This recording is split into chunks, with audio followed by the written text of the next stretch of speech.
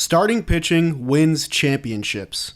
Sometimes. I feel like some of the best World Series winners in MLB history have built the foundation on top of 3 to 4 great starting pitchers. I think back to the 2019 Nationals, the Dynasty Giants, the 2003 Marlins, the 01 Diamondbacks. All of these teams were built off of starting pitching, and that was the backbone to their key playoff victories that eventually landed them a ring. But sometimes a team can go about this thing correctly and still not get the end result. And today we're going to talk about maybe the most egregious example of this. In 2005, the Houston Astros boasted arguably the best top 3 of any starting pitching rotation ever in baseball history. And yet, they got swept in the World Series. Let's figure out how Houston built the monster and why it didn't end up working. If you enjoyed this video, make sure you leave a like and subscribe to the Jolly Olive channel. Also ring that bell for all future notifications. Before the Houston Astros became the Titans of the American League that we all know now, they had a long bout with postseason futility. From 1997 to 2001, they claimed 4 National League Central Division crowns in a 5-year span, but went just 2-12 in their Division Series games, losing all 4 of their first-round series. It was a combination of inconsistent starting pitching and a sporadic offense. But their losses weren't because of a lack of talent. They had 2 Hall of Fame caliber position players on their roster in Jeff Bagwell and Craig Biggio, who combined to rack up 4 Silver Sluggers, 4 All-Star nods, and 4 top 5 MVP finishes in that aforementioned window. They also had a borderline Hall of Fame closer in Billy Wagner, who saved 225 games for Houston over 8 seasons before leaving in the offseason following 2003. They also had recently seen the prosperity of their former 23rd round draft pick from 1996, Roy Oswalt. After making his debut in 2001, Oswalt completed a 3-season stretch through 2003 where he threw over 500 innings with a 2.92 ERA. They had only made the playoffs in his rookie season, where he did not get a start in their 3-0 National League Division Series sweep at the hands of the Atlanta Braves. At the end of 03, Houston accomplished a winning record in 10 of their prior 11 seasons, but still did not have a playoff series victory to show for themselves, despite being an established franchise for over 40 years to that point. To say that offseason was critical for improvement would be an understatement, but it started with a peculiar move, trading away 3-time All-Star closer Billy Wagner to the Philadelphia Phillies. Then, a month later, the vision became a lot clearer. While the Yankees made splashes to sign lucrative position players like Gary Sheffield and Kenny Lofton, they left the market open for 2 of their marquee starting pitchers. The first was homegrown Andy Pettitte, a part of all 3 of their dynasty teams from 1998 to 2000. From that first championship year to their recent World Series defeat in 2003, Pettitte posted an impressive 3.44 ERA and an 11-5 record in 22 playoff starts. Perhaps most significant was his 15 2/3 innings with 1 earned run allowed against the Marlins, a performance that likely could have won him a World Series MVP had the Yankees come out on top. To that point, Pettitte had accrued 2 All-Star nods and 4 separate top 5 Cy Young finishes. The Astros didn't hesitate to make their splash move, inking the lefty to a 3-year, $31.5 million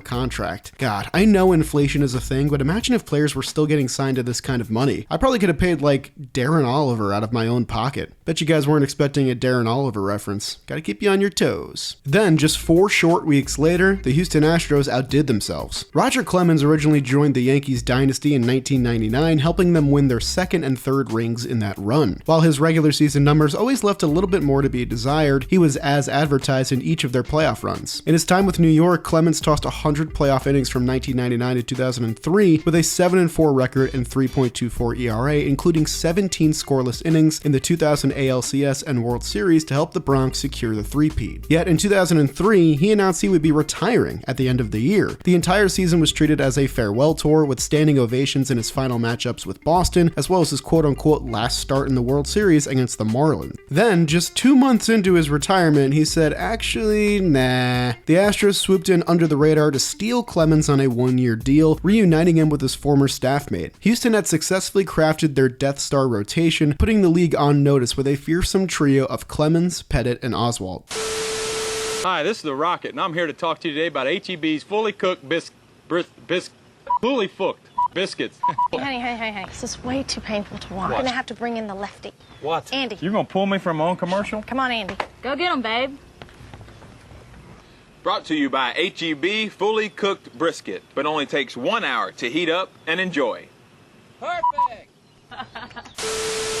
The 2004 team saw immediate improvement from the prior teams that had failed to reach the playoffs. Their progress was stifled a bit by an untimely injury to Andy Pettitte, who made just 15 starts before requiring season-ending elbow surgery. But the Astros proved to be built to succeed, with their other two aces picking up the slack. Oswalt set career highs in home run per 9 rate and innings pitched and led the National League with 20 wins in 35 games started, en route to a third-place finish in Cy Young voting. The recently retired, then unretired Roger Clemens was even better. At age 41, he tossed over 200 innings, struck out over 200 batters, kept his ERA under 3, won 18 games, and at season's end claimed the 7th and final Cy Young award of his career. The 2014 bought in big time, not only making splashes in free agency but at the trade deadline as well. Despite their robust top of their rotation, the team was underachieving with a 500 record and 5th place standing in the National League Central as late as July 25th. The front office flipped top catching prospect John Buck in a 3-team deal that brought rental center fielder Carlos Beltran from Kansas City to Houston. They added this 133 OPS plus bat to a lineup already consisting of Jeff Bagwell, Craig Biggio, Lance Berkman, and Jeff Kent, and then the team took off. After finishing July 6 games out of a playoff spot with a 500 record, Houston went 36-10 in the final 2 months of the season. As late as September 22nd, they were 3 games out of the wild card still, before winning 9 of their last 10 games, including a clutch sweep of the division rival Cardinals. The Astros won 92 games and claimed the wild card spot, returning to the playoffs for the first time since 2001. What made it all the more sweet was finally conquering their playoff curse, winning the division series in 5 games against the Atlanta Braves, the same team that had beat them in the first round in 1997, 1999, and 2001. In that series, Clemens and Oswalt combined to make 4 starts with a 2.70 ERA and 2-0 record. In the NLCS though, they fell short against a strong Cardinals team in 7 games. The bullpen was lit up, and Albert Pujols managed to outdo the heroics of Carlos Beltran. The ending was symbolic, with Clemens and Oswalt combining for 5 runs allowed in the crushing Game 7 defeat. It was a tough loss at the time, but this video isn't truly about the 04 team. What came in the season after wasn't only just special, but was also baseball history. The 2005 team had 3 pitchers who all tossed over 200 innings with an ERA under 3. This is an exceptional pitching season for any player a team would consider their ace, so to have 3 of your pitchers behaving like aces all in one season is almost unfathomable. The only other trio before them to achieve this with regularity was the Atlanta Braves' Big Three, widely considered to be the greatest starting rotation of all time. To put into perspective how rare this feat is, let's dive into other seasons. For example, there's been a handful of years where only 2 pitchers in all of the sport managed to get this done. In 2006, only Johan Santana and Roy Oswalt did so. In 2021, it was only Zach Wheeler and Walker Buehler. In 2001, only 2 pitchers in baseball accomplished this, Randy Johnson and Curt Schilling, both members of the World Series winning Arizona Diamondbacks. Hell, in 2007, literally only 1 pitcher in baseball did this, and that was NL Cy Young winner Jake Peavy. The fact that there are multiple instances of all 30 teams combining for fewer pitchers accomplishing this than the 2005 Astros all by themselves should be very telling. Only one other time since 2000 has a trio of starters done this all on the same team, the 2011 Philadelphia Phillies, who got performances from Cliff Lee, Roy Halladay, and Cole Hamels. Oh hey look, Roy Oswalt's also there. The 2019 Astros also technically did so, acquiring Zach Greinke via trade halfway through the year. But the 2005 Astros dealt with adversity. They had to coax Roger Clemens into returning again on a 1-year deal, this time worth $18 million, the highest average annual value of any pitcher in the sport at the time.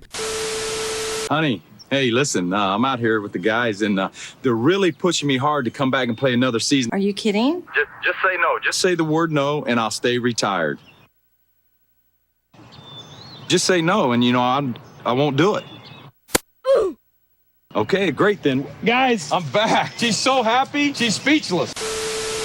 In doing so, they lost Carlos Beltran and Jeff Kent in free agency, and it didn't help that their aging superstars Craig Biggio and Jeff Bagwell missed time with injury and underperformed. The team got off to an awful 15-30 start with a negative 44 run differential and an almost unfathomable 2-21 record in road games. The Houston Chronicle called the team dead, despite over 100 games left to play, and it was hard to blame them. Despite the team's struggles, Roger Clemens boasted a 1.19 ERA and kicked off his season with 28 innings of 1-run ball all. The Astros would lose 1-0 in 3 of those 4 starts. The other 2 did their part as well. Roy Oswalt had a 3.38 mark, Andy Pettitte a 3.29. The three-headed monster was working, but the offense was absolutely anemic. The team had a weighted runs created plus of 80, which ranked dead last in the National League. The rotation that was unbelievably good already somehow had to be even better. But that newspaper and the rotation growing even more fearsome began a turning point. It started with Roy Oswalt. He went 5-1 in June with a 1.40 ERA, walking just 4 batters in 45 innings. The Astros had a 16-9 month, and Oswalt fully realized the tremendous power of the Astros' big 3 when all was going right. As he was quoted saying, "We had 3 guys that were going to win damn near 60 games. If you can squeak out 20 games among the other 2 starters and a couple bullpen guys, you've got 80 wins right there." That's the way I looked at it the whole time. This was the formula, and up next was Andy Pettitte. He stole the show in July, going 5-0 with a 0.90 ERA and winning Pitcher of the Month honors in the National League. The Astros put up a 22-7 month. Roger Clemens had an ERA below 2 in both of those months, then did so again in August with a monthly best 0.75 whip over 6 starts. In fact, Clemens held an ERA below 2 in 5 of the 6 months of the season, and his ERA never rose above 2 at any point. In September, Andy Pettitte rose to the occasion yet again. He won his second Pitcher of the Month award that season thanks to a 4-0 record, 0.8 whip, and 1.86 ERA over 6 brilliant starts. The Astros were still a bottom 6 team in runs scored by the end of the season, but it truly did not matter because of how spectacular their starting rotation was. They fended off a surging Phillies team at season's end, clinching the National League wildcard for the second season in a row thanks to 13 wins in their final 18 games. The 2005 Astros became the first team since 1914 to make the postseason after falling to 15 games under 500. At year's end, the Astros' big 3 dominated starting pitching stat rankings. Their 3.46 rotation ERA led all of baseball by a .15 run margin. Roger Clemens would have likely taken home his second Cy Young award in a row if the Astros had gotten him a bit more of run support. They were shut out in 9 of his 32 starts that season and averaged 3.4 runs per game in his starts, resulting in an only decent 13-8 record. He assuredly would have gotten the award had he put forth a strong September, but an aggravated hamstring affected his performance. Clemens, Pettitte, and Oswalt all devoured innings, kept runners off base, and struck out their fair share of hitters. All 3 of these aces tossed over 210 innings in 2005, the only team trio to do so that season, and Oswalt tied for the second most innings thrown in Major League Baseball. They collectively all ranked in the top 10 of pitchers for ERA, fielding independent pitching, and Fangraphs wins above replacement, with Clemens and Pettitte also climbing to the top 4 for whip. They finished 3rd, 4th, and 5th respectively in National League Cy Young voting, heading to a very important postseason run. The Astros once again found themselves in a first-round division series matchup with none other than the Atlanta Braves, the 5th such matchup between the 2 teams in the last 9 seasons. Andy Pettitte got the Game 1 ball and outdueled Tim Hudson with a gritty outing. An ailing Roger Clemens was smacked around in Game 2 to knot the series in a tie. Roy Oswalt bounced back with 7 strong innings, setting the stage for a comeback win. Then, the forgotten 4th man, Brandon Backey, got the Game 4 nod and gave up this grand slam to Adam LaRoche, which seemed all but certain to send this series to a winner-take-all Game 5. But despite trailing 6-1 in the 8th inning, Lance Berkman boomed the Astros back into contention with a grand slam of his own, before Brad Ausmus tied the game with this 2-out, 2-strike home run. From there, the matchup went to extra innings for quite a while. From the 9th inning on, the Astros got 10 scoreless innings from their bullpen, including a redemption relief outing for Roger Clemens, who shut down the Braves from the 16th to the 18th. Finally, in the 18th inning, Chris Burke cranked one down the left field line to win the game and the series for Houston in what was officially the longest playoff game in MLB history. In a carbon copy of their run a year prior, the Astros once again linked up with St. Louis in a National League Championship Series rematch, hoping for a different ending. After getting stymied by that year's NL Cy Young winner Chris Carpenter, the Astros rattled off 3 wins in a row to take a 3-1 series lead. In Game 2, Oswalt pitched 7 innings of 1-run ball, the best playoff start of his career. Clemens tossed 6 innings with 2 earned runs allowed in a narrow Game 3 win. Brandon Backey got a win of his own in Game 4 with 5 2/3 innings and 1 run given up. The series probably should have ended in Game 5 after 6 2/3 innings of 2-run ball from Andy Pettitte and a 4-2 Astros lead heading into the 9th inning. But with no one on, 2 outs and 2 strikes, Brad Lidge melted down, allowing a single, a walk, and then this mammoth 3-run blast to Albert Pujols, which helped the Cardinals send the series back to St. Louis. Luckily for Astros fans, this was just a delay in celebration. Roy Oswalt twirled another beauty, a 7-inning 1-run performance that won Game 7 and got himself the NLCS MVP award for his efforts. For the first time in franchise history, the Houston Astros were World Series bound, conquering both of their rivals along the way. But as you guys can discern from the very title of this video, this is where the magic ran out for this talented trio and the squad they were leading. Roger Clemens lasted just 2 innings in a 5-3 loss in Game 1 against the White Sox. Andy Pettitte tossed another quality 6-inning 2 earned run start, but the bullpen let up this grand slam to Paul Konerko, and later on this walk-off home run to Scott Podsednik of all people. The White Sox put together a 5-run inning in Game 3 as Oswalt blew a 4-0 lead, and the Astros dropped that game in extra innings. They got an ace-caliber performance in a do-or-die Game 4 from none other than Brandon Backey again. He's getting way more run in this video than I thought he would. But Freddie Garcia on the other side was just as good, and the White Sox needed just 1 run to secure a World Series sweep in 4 games, despite each game being decided by 2 runs or less. This would be the closest this squad would get to a World Series ring. Despite great pitching throughout the entirety of the 2005 playoff run, the offense went quiet when it mattered most.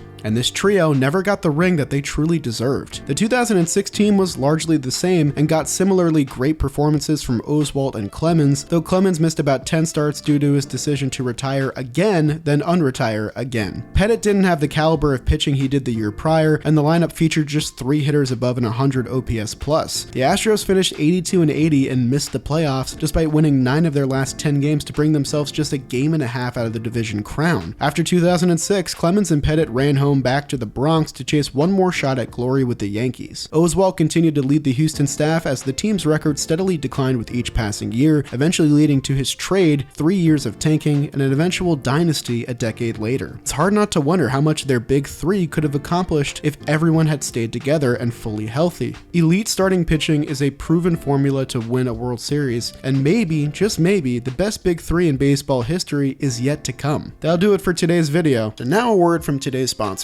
Shady Rays.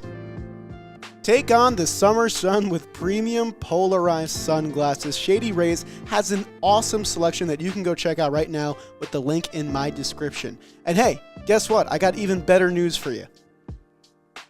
If you lose them or break them, even on the first day, Shady Rays is going to replace those sunglasses, no questions asked. They have the best warranty plan in the entire sunglasses business. Right now, if you use code JOLLY, you can go to their website and get 50% off 2 or more pairs of Shady Rays sunglasses. That's code JOLLY, J-O-L-L-Y. It's in the channel name. It's on the screen. You can't miss it. Thank you to Shady Rays for sponsoring today's video and for supplying me with all these awesome sunglasses. They are the best. You're going to want to check out their selection today and take on that summer sun looking the best you can. Thank you again to Shady Rays, and I'll see you guys next time.